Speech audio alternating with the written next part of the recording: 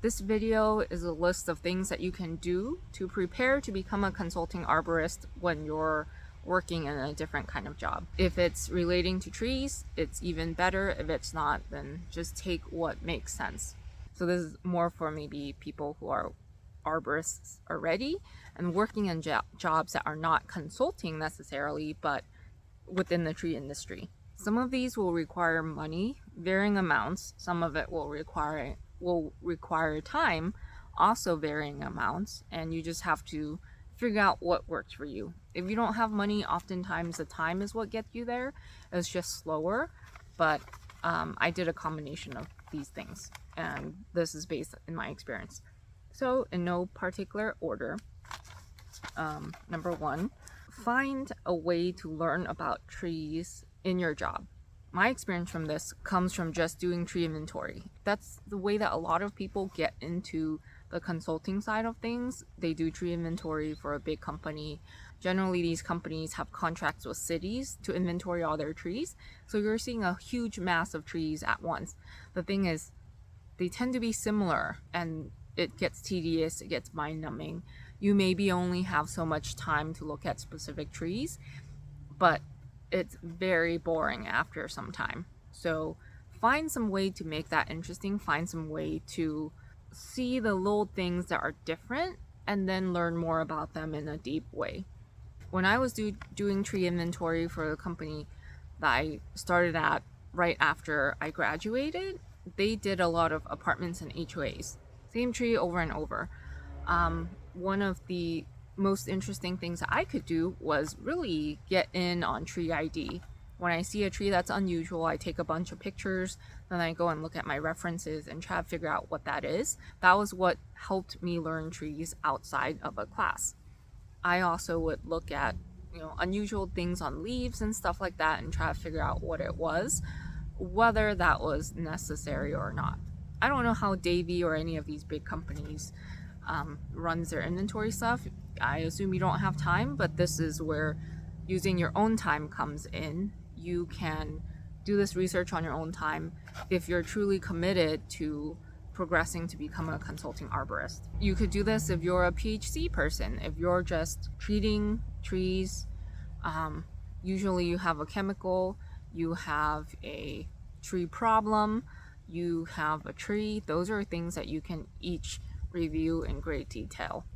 And there is so much to be learned about different trees. Even if you know a tree, if you know this tree is incense cedar, I bet there's a whole bunch of stuff you don't know about it. So you can pick a tree once a week, once a day, look into it in a lot of detail and learn that way. And you don't know what information is going to be relevant in the future. I learned a whole bunch of stuff when I was preparing to TA some tree ID classes as a grad student, and I still use that information now. The key point here is to do as thorough a job as you possibly can, because that's what you need to do in consulting, especially if you're not someone who has a mentor figure or someone who is going to be able to find a trainer.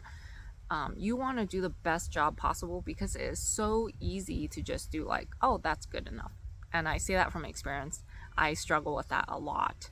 Good enough is pretty far below, doing the best that you can. That way, if you do the best that you can, then when you have questions and you need to ask people like professors, experts, you can demonstrate that I've done all this work. Here are my guesses. Could you help me with this? That shows respect for people's time instead of just saying, what's this? As part of this process, what you'll also do is start building a library or a library of references that will be useful in your career in the future. Maybe that's YouTube videos from certain colleges, extension, Forest Service, places that you can trust that are legitimate and that are not biased. You can also look at reference books if your company has them, or you can slowly save up money to buy some really important reference books. You can always ask people, if you have other arborists in your company, you can always ask them about some of these questions as well. By doing this research ahead of time, not only are you showing respect, but you're also going to be able to sort of figure out how much they know, because there are going to be things that some people are really good at, like the tree work side of things, and maybe they're not good at tree ID, maybe they're not good at diagnosing problems. Then you can always have in the back of my mind, like, yes, I can listen to this person, I can ask some questions, and then I'll go and verify it. I fell into this trap where my old boss, I really respected everything that he knew, and I would blindly trust some of the things he would say, and I would regurgitate them to clients, and at some point I realized that information was not correct. My next suggestion is to look for opportunities within your job to do the other part of consulting, which is teaching, and that can be teaching verbally or in writing. For example, if you're a sales arborist, there are going to be things that you see in the field that you want to communicate to someone. Maybe that's the client directly, maybe that's your manager, and you can practice writing emails, or you can practice verbally conveying that information in a really clear way. Specifically, a clear way that doesn't involve a ton of jargon, and that's going to vary depending on who you're talking to. If you're communicating to a client, you need to be able to explain those things better. The more jargon you use as a consulting arborist, the more disservice you're going to do to your clients, because they're not going to understand that stuff. The communication needs to be very clear for them to get the maximum benefit from hiring you. So if you're not good at writing, if you're not good at tech, all of those things, this is the chance to slowly build up those skills over time and make mistakes where it doesn't matter just yet. If there are things that you see with trees in this day-to-day work, you can again go and spend some time looking into it, and that will enable you to explain things better to clients that you meet in the future. And again, that's the practice of informing and sharing the knowledge. What you might also be able to do is look into permits, look into ordinances. Ordinance language is not easy to read. You get the hang of it eventually, but it's very boring. It's very detailed. You're going to need to know that as a consulting arborist. If you're doing development projects, you have to be able to read code. That's where the details are usually buried as far as what an arborist report should include. Or if you're just working in sales or you're giving clients some tree permit information, you might find the information in there as well. But it's a good way to get started, and that way you're much more informed, as opposed to telling clients, I don't know what trees need a permit, talk to the city. That is just a little bit like lower on the customer service scale. All of this stuff will play into consulting at some point. My next suggestion is to see if you can bring consulting a little bit more formally into your position.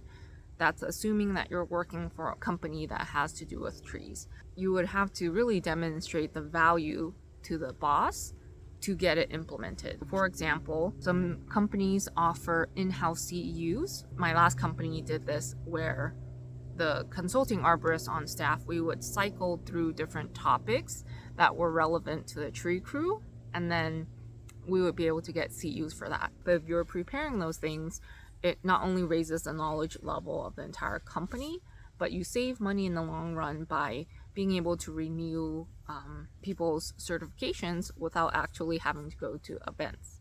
And if you start to show that you are doing the work of learning more about these things, you know how to research things and figure it out, you have contacts that you can reach out to figure out the problems, then maybe you can become more like an in-house consultant. And then it's just the people within the company coming to you to ask questions, which you then find out the answer for. And perhaps there is a way to start consulting as a service for the company. Maybe it's someone who pretty clearly doesn't actually want tree work from you or something like that. If someone's like, I want someone to teach me how to take care of my trees, I'm a new homeowner, that can be a consulting appointment where you charge for your time. That way you can practice just the teaching part. That could be a different kind of income stream for the company depending on where you're located.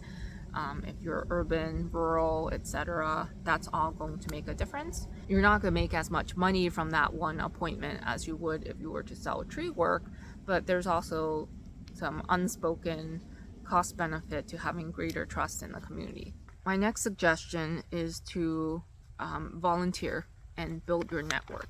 And there are options that require money and options that just require time. The ones that don't require money, for example, look for a local urban forestry or tree planting group or any kind of environmental nature loving group and volunteer there. The closer it is to tree related, the better. In larger cities, there's a lot urban forestry groups. Basically, they mainly plant trees, take care of young trees, and they do more of a community forestry.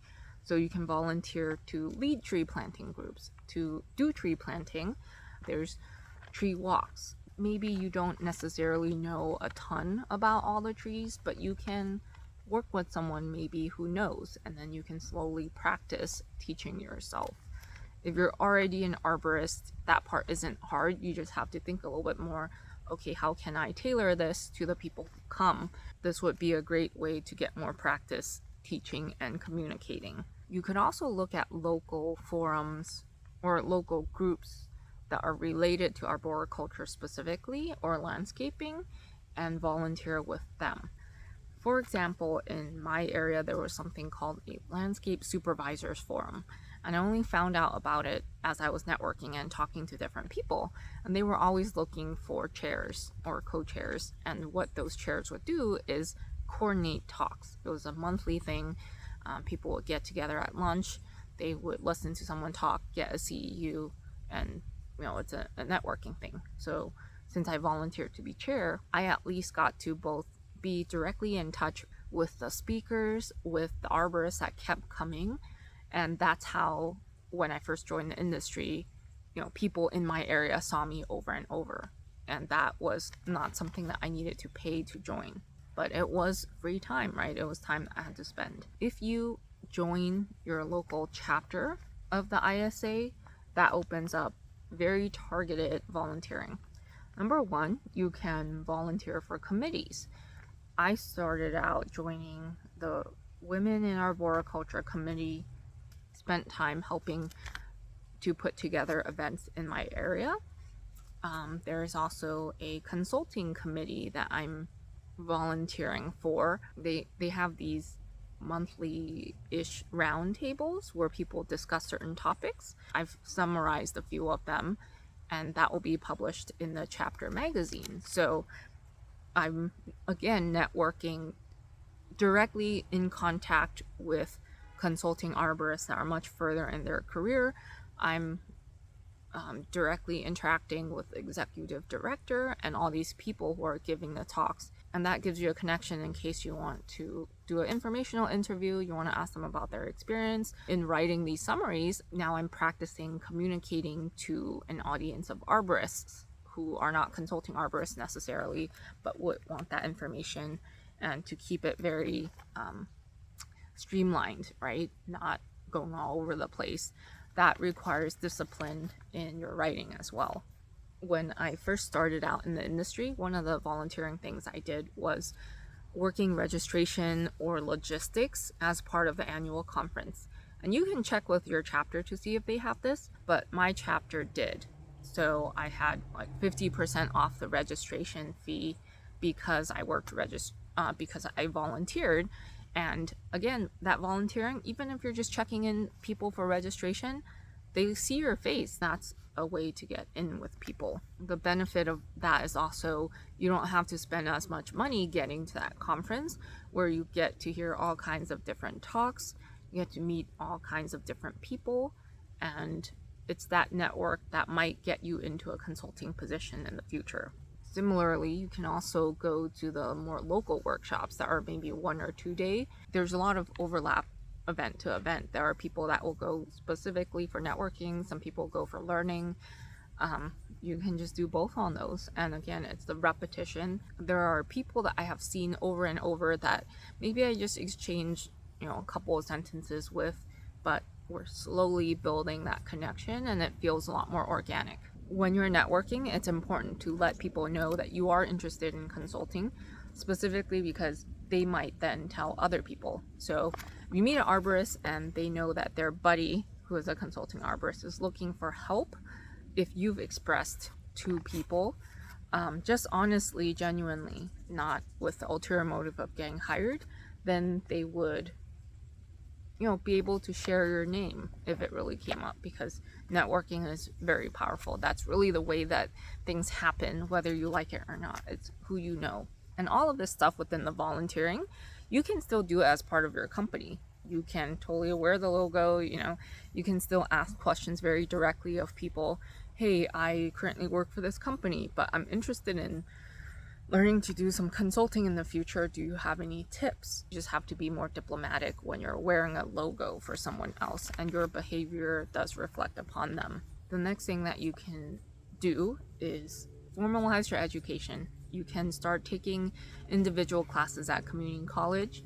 You can even do something like if your state has a Master Gardener program, at least in California, the University of California has what they call the Master Gardeners. And what they do is they bring really solid university people and they teach the general public everything related to landscaping. That could be pests, diseases, plant biology, stuff like that.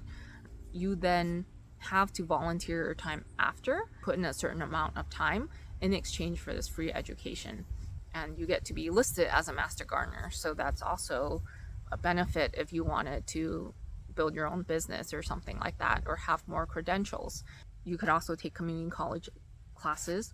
I've seen some from extensions for universities. That just gets you this much more formal education. You have to be committed to actually studying and taking tests and stuff like that. There are a decent number of consulting arborists I know where they went through a community college program that was either specifically plant related or arboriculture related, and that allowed them to transition into consulting from a completely different field. So that is certainly an option, and I think that would make you a much stronger consulting arborist in general. Probably the most expensive education that you could get for consulting is to go through the ASCA Consulting Academy. I forget the price. It's over $1,000 for a couple of days. So if you've never done a report, you can read their reference books and try to put one together about a scenario that they give you. Then when you get to the academy, there's a coach that goes over your report with you, and then they teach you. There's lecture style and roundtables and discussions and stuff like that. But lecture style, the ins and outs, like the fundamentals of consulting. This is the only training that I know of for consulting, and I did go through this when I first started out, and it was the thing that gave me a much larger, a very specific base, but a much larger understanding of what the whole consulting sphere looks like as far as arborists go. But like I said, it's very expensive. Your company probably isn't going to pay for it unless there's a specific reason. So if that's important to you, save your money. It's going to really help you, especially if you end up doing any kind of consulting on the side. The next tip, if you know any consulting arborists in your area, you can always shadow them. Ask if you can shadow or follow them around for a day or a part of a day to see what the work is like and to see if you would actually want to do it. It's good to know, all right, well, do you just want a broad spectrum, like a broad overview, or do you want to see something specific like tree inventory, back end stuff? Like, not everyone's going to be that open, but you might find someone who's super open and willing to share all that with you. So that is something that I did when I was in college. I had a lot of time back then, but there was also a local consulting arborist who was very open, and I would just follow him like multiple days just to see what the job was like, and that's what cemented it for me. Maybe you'll find that you don't actually want to do it, so you'll save a lot of time. If they're interested in hiring at some point, that can get you a foot in the door as well. Here's my last suggestion, which is to do free or low fee consultations as practice. Once people find out that you know about trees, whether it's through word of mouth, personal connections, or through these volunteering things that you end up doing, someone might be interested in getting you to consult for them. Now, if you don't have experience or you have low experience, do not charge a full fee, even if you know what that full fee is. Because the truth is, you don't have the experience or the training to offer that degree of value. Of course, this doesn't control for people who have elevated ideas of how much they're worth. You're probably not going to listen to this part anyway, but if you don't have the experience, it would be a good idea to let the client know your limitations. And letting people know about limitations is very important when it comes to consulting. If you're doing a report on a development project, you don't have this information, or the client wanted this specifically that's abnormal. You need to get in the practice of letting people know your limitations. And there is nothing wrong with being transparent that, hey, I know about trees, but this will be my first time consulting or something. The expectations of the client will be a lot lower, assuming that your fees reflect that. And I think that kind of practice is so helpful. The more practice you get, the better a consulting arborist that you become, then the more you can charge later. But if it's your first time, your first couple of times, that's not the time to maximize your financial benefit. That's the time to get the practice in and do your best. Talk to them on the site, go home, research stuff you don't know, follow up with communication. That's the sort of thing that I do all the time. I still run into things, this with my education, with my training, all these years, I still run into situations where I don't know. And I tell the client, I don't know. I will look it up for you and I will follow up. And that is just, again, practice being professional. And that is definitely something that will take you far if you're going to continue down the consulting route.